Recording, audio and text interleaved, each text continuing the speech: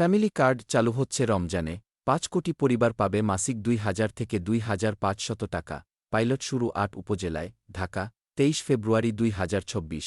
BNP নেতৃত্বাধীন সরকার নির্বাচনী ইশতেহারের অন্যতম প্রতিশ্রুতি ফ্যামিলি কার্ড কর্মসূচি দ্রুত বাস্তবায়নের পথে।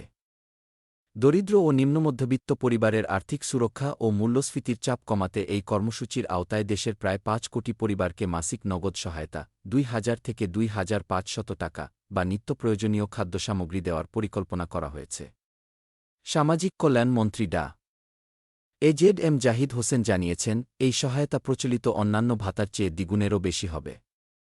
কার্ডটি মূলত পরিবারের নারী প্রধান গৃহিণী মা এর নামে ইস্যু করা হবে, যাতে নারী ক্ষমতায়নও নিশ্চিত হয়। পাইলট প্রকল্প শুরু হবে যেভাবে পাইলট চালু হবে রমজান বা ঈদুল ফিতরের আগে, সম্ভাব্য মার্চ মাসের মাঝামাঝি। প্রথম পর্যায়ে ৮টি বিভাগের ৮টি উপজেলায়, কিছু সূত্রে বগুড়া ও দিনাজপুর জেলার উল্লেখ, পরীক্ষামূলকভাবে শুরু হবে। প্রতি উপজেলায় প্রায় ১,০০০ পরিবারকে কার্ড দেওয়া হবে। পাইলটের জন্য প্রয়োজনীয় ব্যয় ধরা হয়েছে প্রায় ৮ কোটি টাকা ৪ মাসের জন্য। পর্যায়ক্রমে সারা দেশে বিস্তার করা হবে।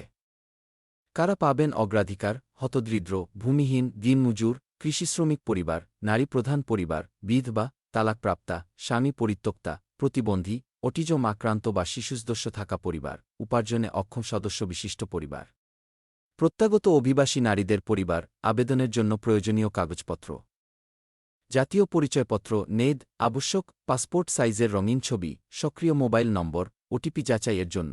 আবেদন প্রক্রিয়া অফলাইন, ইউনিয়ন পরিষদ, পৌরসভা বা ওয়ার্ড কাউন্সিলরের অফিস থেকে ফর্ম সংগ্রহ করে জমা দিতে হবে। স্থানীয় প্রতিনিধির সুপারিশ লাগতে পারে। অনলাইন, একটি ডেডিকেটেড পোর্টাল চালু হবে, এখনও লিঙ্ক প্রকাশিত হয়নি। কেন্দ্রীয় ডাটাবেসে তথ্য সংরক্ষণ করা হবে। ৩ স্তরের মনিটরিং, স্থানীয় জেলা কেন্দ্রীয়, থাকবে দুর্নীতি রোধে। প্রতি পরিবারে শুধু একটি কার্ড ইস্যু হবে। একটি মন্ত্রিসভা কমিটি, অর্থমন্ত্রীর নেতৃত্বে ১৫ সদস্য, ইতিমধ্যে গঠন করা হয়েছে।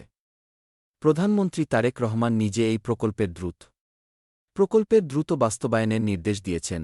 সরকারের দাবি, এই কর্মসূচি সামাজিক নিরাপত্তা ব্যবস্থায় একটি বড় পরিবর্তন আনবে এবং মধ্যস্বত্বভোগীদের সুযোগ কমিয়ে সরাসরি উপকারভোগীর হাতে সহায়তা পৌঁছাবে। আরও আপডেটের জন্য অফিসিয়াল ঘোষণা ও পোর্টালের অপেক্ষায় থাকুন। যদি আপনার এলাকায় আবেদন শুরু হয়, তাহলে স্থানীয় ইউনিয়ন পৌরসভায় যোগাযোগ করুন।